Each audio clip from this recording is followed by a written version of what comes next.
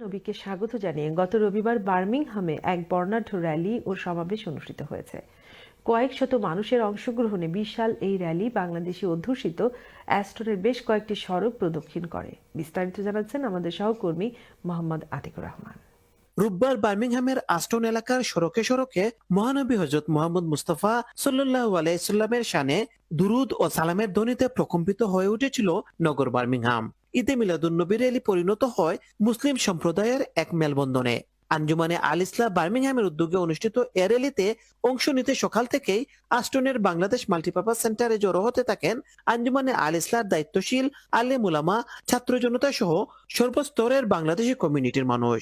পুরো দেশ জুড়ে যখন এডিএল এর মুসলিম বিরোধী মার্চ চলছে, ঠিক সেই মুহূর্তে বার্মিংহামে আঞ্জুমানে আল ইসলাম ঈদে মিলাদুন্নবী র্যালি এখানকার মুসলিমদের মনে এক প্রশান্তির সৃষ্টি করেছে। তারা মনে করছেন এ ধরনের র্যালি মুসলিমদের আগামী দিনের অগ্রযাত্রায় আরো বিরাট ভূমিকা রাখবে। র্যালিটি আস্টনের বিভিন্ন সড়ক প্রদক্ষিণ শেষে মাল্টিপারপাস সেন্টারে এসে সমাবেশের মাধ্যমে শেষ হয়।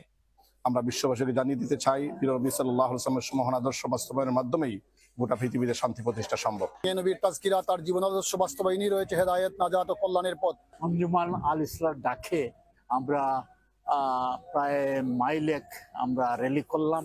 পরে মিলাদুন্নবী উপলক্ষে সেমিনারে প্রধান অতিথি হিসেবে বক্তব্য রাখেন আল্লামা আব্দুল লতিফ চৌধুরী ফুলতলির পুত্র বিশিষ্ট আলেমেদ্দিন মুফতি গিয়াসউদ্দিন চৌধুরী ফুলতলি।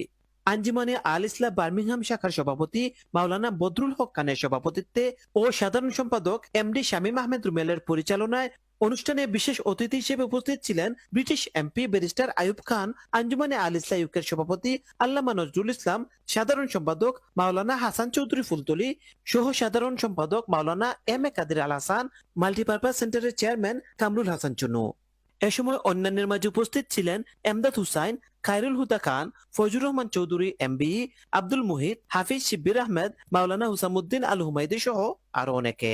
আল্লাহ রাব্বুল আলামিন যেন আমাদেরকে ইসলাম এবং মুসলমানের প্রতি দায়িম এবং কায়েম রাখেন। প্রতি বছরের ন্যায় এবারও আঞ্জুমানে আল ইসলাম বার্মিংহাম ব্রাঞ্চ আমাদের এই বন্যাঢ্য র্যালি সুন্দরভাবে সফল হয়েছে। বার্মিংহাম থেকে Mohammad Atikur Rahman, channel S news.